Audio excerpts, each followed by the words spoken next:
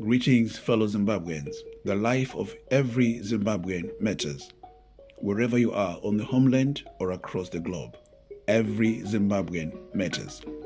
We are the sons and daughters of the soil, the descendants of Munutapa, Muzilikazi, and Cecil John Rhodes. We are one people, Ubuntu. It would seem that as a nation, we deviated from the ethos of the liberation struggle.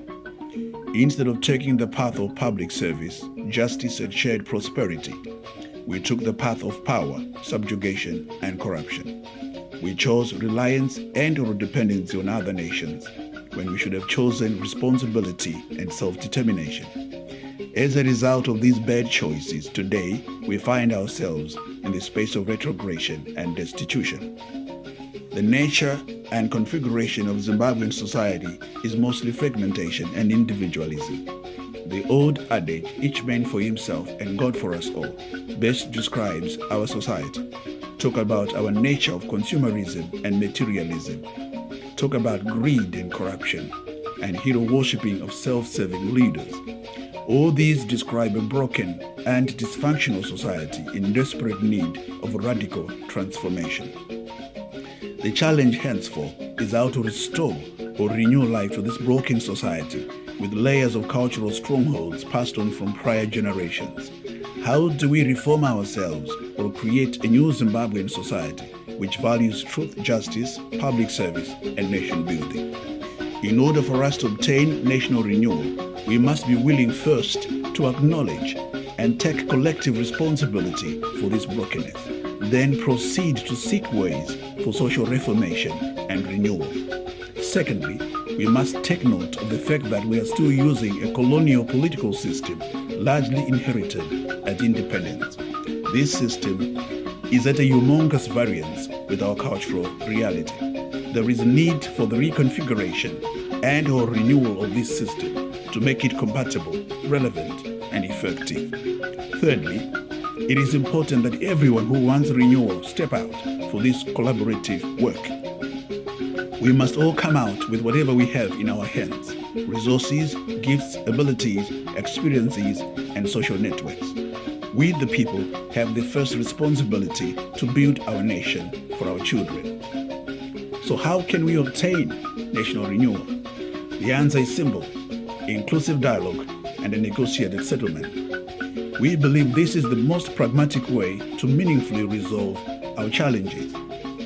The culture of general elections and political parties was thrust upon us by the colonial master. This culture is alien to us, and we do not understand it. This process relies upon strong and independent public institutions, which we have since destroyed. We believe that the pragmatic way out of our deepening challenges is inclusive dialogue. To this end, we have taken the initiative to create a framework for the dialogue process, which we believe is effective and suitable for our current predicament. Kindly indulge this process on the ZINRA website.